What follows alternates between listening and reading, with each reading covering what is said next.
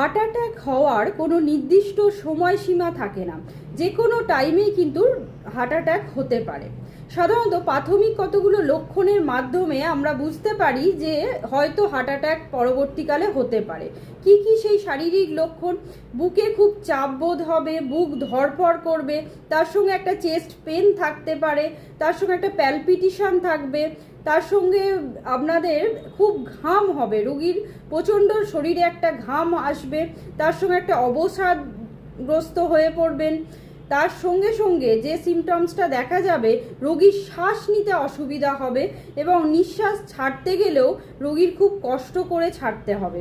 তার সঙ্গে অনেকের ক্ষেত্রে দেখা যায় যেন মনে হচ্ছে মাথাটা ঘুরে এক্ষুনি অজ্ঞান হয়ে পড়বেন, অনেকের ক্ষেত্রে অজ্ঞানও হয়ে যান। এই সমস্ত সিমটমস দেখলে তৎক্ষণাৎ কিন্তু রোগীকে চেষ্টা করবেন নিকটবর্তী কোনো হসপিটালে নিয়ে যাওয়ার। সেখানে ইসিজি করে হার্টের কি কন্ডিশন আছে সেটা দেখে চিকিৎসা সঙ্গে সঙ্গেই শুরু করতে হবে, না হলে কিন্তু অনেক দেরি হয়ে যাবে। আপনার একটা সঠিক পদক্ষেপ কিন্তু রোগীকে বাঁচাতে পারে, প্রাণ ফিরিয়ে দিতে পারে। নমস্কার, সবাই ভালো থাকবেন এবং সুস্থ থাকবেন।